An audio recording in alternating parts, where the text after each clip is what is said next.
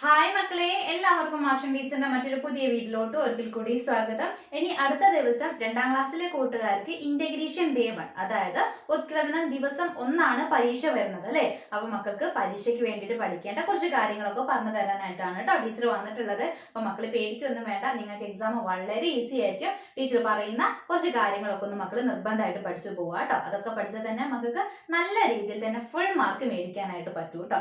Okay മക്കളെ, അപ്പൊ അതിലോട്ട് പോകുന്നതിന്റെ മുന്നേ ആയിട്ട് ഇനി കുറച്ച് കൂട്ടുകാർ കൂടി നമുക്ക് വന്നാൽ നമ്മൾ 50K ഫാമിലി ആവും. അപ്പൊ എന്ത് ചെയ്യുക, നമ്മുടെ വീഡിയോ ആദ്യമായിട്ട് കാണുന്ന മക്കളുണ്ടെങ്കിൽ നമ്മുടെ ചാനൽ തീർച്ചയായിട്ടും സബ്സ്ക്രൈബ് ചെയ്യുക കേട്ടോ. ഓക്കെ മക്കളെ, അപ്പൊ മക്കൾക്ക് വരാവുന്ന ഒരു ചോദ്യം എന്ന് പറയുന്നത്, നിങ്ങൾക്ക് ഒരു ചിത്രം നിങ്ങളുടെ ചോദ്യ പേപ്പറിൽ തരും. എന്നിട്ട് ആ ഒരു ചിത്രത്തെ കുറിച്ച് വിവരണം തയ്യാറാക്കാനായിട്ട് പറയൂ കേട്ടോ. അപ്പൊ വിവരണം എന്നൊന്നും കേൾക്കുന്ന സമയത്ത് മക്കൾ പേടിക്കേണ്ട കാര്യമല്ല. ടീച്ചർ പറയാട്ടോ എങ്ങനെയാണ് നിങ്ങൾക്ക് മുന്നേ വർഷങ്ങളിൽ വന്നത് എന്നുള്ളത്.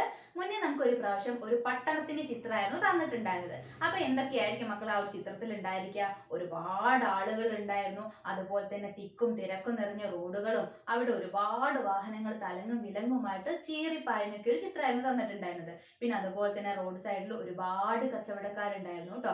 ബലൂണും അതുപോലെ തന്നെ മിഠായികളും വസ്ത്രങ്ങളും ഒക്കെ വിൽക്കുന്ന ഒരുപാട് കച്ചവടക്കാരുണ്ടായിരുന്നു. അത് വാങ്ങാനായിട്ട് വന്ന ഒരുപാട് ആളുകൾ ഉണ്ടായിരുന്നു. പിന്നെ പച്ചക്കറി കടകളും പച്ചക്കറി വിൽക്കുന്ന ആളുകളും വാങ്ങുന്ന ആളുകളും, അങ്ങനെ ഒരുപാട് കാര്യങ്ങൾ ഉൾപ്പെടുത്തിയിട്ടുള്ള ഒരു പട്ടണത്തിന്റെ ഒരു ചിത്രമായിരുന്നു നമുക്ക് മുന്നേ ഒരു പ്രാവശ്യം തന്നിട്ടുണ്ടായിരുന്നത്. എന്നിട്ട് ആ ഒരു ചിത്രത്തെ കുറിച്ച് വിവരണം എഴുതാനായിരുന്നു മക്കളടുത്ത് പറഞ്ഞിട്ടുണ്ടായിരുന്നത് കേട്ടോ. അപ്പൊ മക്കൾ ഇത്ര മാത്രം ചെയ്താൽ മതി. ആ ഒരു ചിത്രത്തിൽ കാണുന്ന കാര്യങ്ങൾ മക്കൾ എന്ത് ചെയ്യുക, ഒരു വാക്യത്തിലാക്കിയിട്ട് എഴുതിയാൽ മതി കേട്ടോ. വാക്യത്തിലാക്കി എഴുതിയാൽ മതി. അതായത് ചിത്രത്തിൽ ഒരുപാട് വാഹനങ്ങളുണ്ട്, വാഹനങ്ങൾ തലങ്ങും വിലങ്ങും ചീറി പാഞ്ഞു പോകുന്നു, ഒരുപാട് ആളുകളുണ്ട്, ആളുകൾ സാധനം വാങ്ങുന്നുണ്ട്, പിന്നെ ബലൂൺ കച്ചവടക്കാരുണ്ട്, പച്ചക്കറി വിൽപ്പനക്കാരുണ്ട്.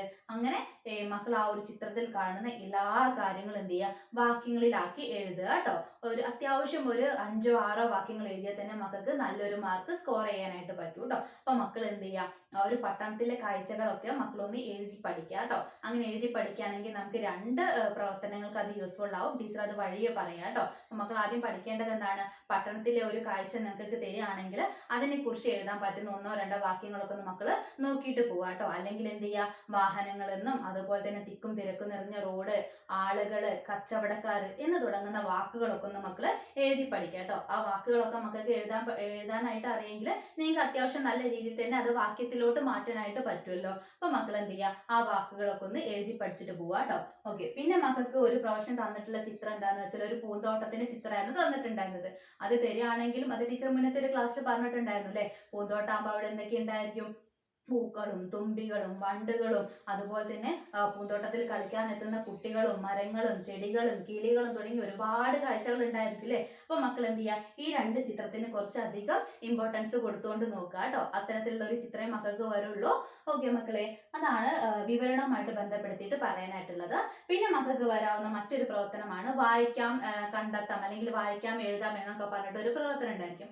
അതായത് മക്കൾക്ക് എന്ത് ചെയ്യും, ചെറിയൊരു കഥാഭാഗം തരും. വലുതൊന്നും തരില്ല കേട്ടോ. ഒരു 5-6 വരികളുള്ള ചെറിയൊരു കഥാഭാഗം തന്നിട്ട് അത് വായിക്കാനായിട്ടും അതുപോലെ തന്നെ അതുമായിട്ട് ബന്ധപ്പെടുത്തിയിട്ട് ഒരു 4-5 ചോദ്യങ്ങളും തരൂ കേട്ടോ. അത് മക്കൾ പേടിക്കൊന്നും വേണ്ട, നിങ്ങൾക്കുള്ള എല്ലാ ചോദ്യത്തിന്റെ ഉത്തരവും നിങ്ങൾക്ക് വായിക്കാനായിട്ട് തന്നിട്ടുള്ള ആ ഒരു ഭാഗത്ത് ഉണ്ടായിരിക്കും കേട്ടോ. അപ്പൊ മക്കൾ എന്ത് ചെയ്താൽ മതി, ഒരു 1-2 പ്രാവശ്യമൊക്കെ മക്കൾ നന്നായിട്ട് നിങ്ങൾക്ക് വായിക്കാൻ തന്നിട്ടുള്ള ആ ഒരു ഭാഗം വായിച്ചു നോക്കുക. അതിനുശേഷം മാത്രം മക്കൾ എന്ത് ചെയ്യുക, ഉത്തരത്തിലോട്ട് പോവുക കേട്ടോ. പിന്നെ മക്കൾക്ക് വരാവുന്ന മറ്റൊരു ചോദ്യം എന്ന് പറയുന്നത് വരികൾ കൂട്ടിച്ചേർത്ത് എഴുതാവുന്ന ഒരു പ്രവർത്തനമാണ് കേട്ടോ. അപ്പോൾ അതിൽ ചിലപ്പോൾ മക്കൾക്ക് ആ ഒരു വരികൾ ചേർത്ത് എഴുതാനുള്ള ഹിൻസ് ഒക്കെ നിങ്ങൾക്ക് ഓൾറെഡി അവിടെ തന്നിട്ടുണ്ടായിരിക്കും. അപ്പൊ ആ ഒരു സൂചനകളൊക്കെ ഉപയോഗപ്പെടുത്തിയിട്ട് എഴുതിയാൽ മതി കേട്ടോ. അത് വളരെ ഈസി ആയിട്ടുള്ള ഒരു പ്രവർത്തനമാണ്. ഒട്ടുമിക്ക എല്ലാ കൂട്ടുകാരും ചെയ്യുന്ന ഒരു പ്രവർത്തനമാണ് കേട്ടോ. പിന്നെ അതുപോലെ തന്നെ മക്കൾക്ക് ആ ഒരു വരികൾ ചേർത്ത് എഴുതാൻ തന്ന ഒരു പ്രവർത്തനത്തിൽ ഓൾറെഡി തന്നിട്ടുള്ള 1-2 വരികൾ വീണ്ടും മക്കൾക്ക് റിപ്പീറ്റ് ചെയ്ത് എഴുതാൻ പറ്റുന്ന വരികൾ ഉണ്ടായിരിക്കും. അപ്പൊ അത് ഏതാന്നുള്ളതൊക്കെ നോക്കി മനസ്സിലാക്കുക. അതോടൊപ്പം തന്നെ തന്നിട്ടുള്ള സൂചനകൾ ഉപയോഗിച്ചുകൊണ്ട് മക്കൾ എന്ത് ചെയ്യുക, വരികൾ കൂട്ടിച്ചേർത്തിട്ട് എഴുതുക കേട്ടോ. ഓക്കെ മക്കളെ, പിന്നെ മക്കൾക്ക് വരുന്ന മറ്റൊരു ചോദ്യം എന്ന് പറയുന്നത് ഗ്രാമ കാഴ്ചകളും പട്ടണ കാഴ്ചകളും എഴുതാനായിട്ടുണ്ടായിരിക്കും കേട്ടോ. അത് ടീച്ചർ നേരത്തെ പറഞ്ഞില്ലേ, പട്ടണത്തിന്റെ ഒരു ചിത്രം തരികയാണെങ്കിൽ അതിനെക്കുറിച്ച് വിവരണം എഴുതാനായിട്ട് മക്കൾ എന്ത് പഠിച്ചാൽ മതി, പട്ടണ കാഴ്ചകളൊക്കെ ഒന്ന് എഴുതി പഠിച്ചിട്ട് പോവാ കേട്ടോ. അത് അവിടെ എഴുതാൻ പഠിക്കുകയാണെങ്കിൽ മക്കൾക്ക് എന്ത് ചെയ്യാം, ഇത്തരത്തിലൊരു ചോദ്യം വരികയാണെങ്കിൽ അത് നിങ്ങൾക്ക് ഇവിടെയും ഉപയോഗപ്പെടുത്താം കേട്ടോ. അപ്പൊ ഗ്രാമ കാഴ്ചകൾ ഏതൊക്കെയാണ്, പട്ടണത്തിലെ കാഴ്ചകൾ ഏതൊക്കെയാന്നുള്ളത് മക്കൾ ഒരിക്കൽ കൂടി ഒന്ന് നോക്കിയിട്ട് പോവാ കേട്ടോ. നന്നായിട്ട് വായിച്ചിട്ട് പോവാ. അത് ചിലപ്പോൾ മക്കൾക്ക് എന്ത് ചെയ്യാം, പ്രസ്താവനകളായിട്ട് തന്നിട്ട് ഗ്രാമ കാഴ്ചകൾ ഏതൊക്കെയാണെന്ന് തിരഞ്ഞെടുത്ത് ലിസ്റ്റ് ചെയ്യാൻ, അതുപോലെ തന്നെ പഠന കാഴ്ചകൾ ഏതൊക്കെയാണെന്നുള്ളത് എടുത്ത് എഴുതാനായിട്ട് പറയൂ കേട്ടോ. ചിലപ്പോൾ നമ്മുടെ ചോദ്യപേപ്പറിൽ തന്നെ തന്നിട്ടുണ്ടായിരിക്കും, അതിൽ നിന്ന് മക്കൾ എന്ത് ചെയ്താൽ മതി, തിരിച്ചറിഞ്ഞ് എഴുതിയാൽ മതി കേട്ടോ. മിക്കപ്പോഴും നമ്മുടെ ചോദ്യപേപ്പറിൽ ഉണ്ടാവാറുണ്ട് കേട്ടോ. ഓക്കെ, മക്കൾക്ക് വരുന്ന മറ്റൊരു കാര്യം എന്ന് പറയുന്നത് എണ്ണം എഴുതാനായിട്ടുള്ള ഒരു പ്രവർത്തനം ഉണ്ടായിരിക്കും കേട്ടോ. അതെങ്ങനെയാ വരിക എന്ന് വെച്ചാൽ മക്കൾക്ക് രണ്ട് സംഖ്യകൾ തരും, എന്നിട്ട് എന്ത് ചെയ്യുക, രണ്ട് സംഖ്യകൾ കൂട്ടിയാൽ എത്രയാന്നുള്ളത് ആകെ കണ്ടെത്താനായിട്ടാണ് പറയുക കേട്ടോ. അപ്പൊ നമ്മുടെ അഭിനന്ദിനെ നന്ദനെ ഓർമ്മയില്ലേ, അപ്പൊ അവരുടെ കാര്യം തന്നെ എടുക്കാണ്. നമ്മുടെ അഭിനന്ദിന്റെ കയ്യിൽ 8 മിഠായി ഉണ്ടെന്ന് വിചാരിക്കാം, നന്ദനയുടെ കയ്യിൽ 3 മിഠായി ഉണ്ട്. അപ്പോൾ അവരുടെ രണ്ടുപേരുടെയും കൈവശം കൂടി ആകെ എത്ര മിഠായികൾ ഉണ്ട് എന്ന് ചോദിക്കുകയാണെങ്കിൽ എത്രയായിരിക്കും മക്കളെ? അത് കണ്ടെത്താനായിട്ട് നമ്മൾ എന്ത് ചെയ്താൽ മതി, 8ലോട്ട് 3 ചേർത്ത് നോക്കിയാൽ മതി അല്ലെ, ആഡ് ചെയ്താൽ മതി. അപ്പൊ നമുക്ക് ടോട്ടൽ എത്ര കിട്ടും, 11 എന്ന് കിട്ടും അല്ലെ. അപ്പൊ അതേ രീതിയിൽ ഏതെങ്കിലും രണ്ട് സംഖ്യകളൊക്കെ തന്നിട്ട് ആകെ കാണാനായിട്ടുള്ള ഒരു ചോദ്യം ഉണ്ടായിരിക്കും കേട്ടോ. അപ്പൊ മക്കൾ എന്ത് ചെയ്യുക, ചെറിയ ചെറിയ കൂട്ടുന്ന കണക്കുകളൊക്കെ ഒന്ന് ചെയ്ത് നോക്കുക കേട്ടോ. മക്കൾക്ക് കൂട്ടാൻ പറ്റുന്നുണ്ടോ, കൃത്യമായിട്ട് ചെയ്യാൻ പറ്റുന്നുണ്ടോ എന്നുള്ള കാര്യം നോക്കുക കേട്ടോ. ഓക്കെ മക്കളെ, പിന്നെ നിങ്ങൾക്ക് വരുന്ന മറ്റൊരു കാര്യം എന്ന് പറയുന്നത്, ചിലപ്പോൾ നമുക്ക് 10 രൂപയുടെയും നോട്ടുകളും അതുപോലെ തന്നെ 1 രൂപയുടെ നാണയങ്ങളും ഒക്കെ തന്നിട്ട് അവയുടെ ചിത്രങ്ങൾ തന്നിട്ട് ആകെ എത്ര രൂപയുണ്ട് എന്നുള്ളത് കണ്ടെത്താനായിട്ട് ചിലപ്പോൾ ചോദിക്കാനുള്ള സാധ്യതയുണ്ട് കേട്ടോ.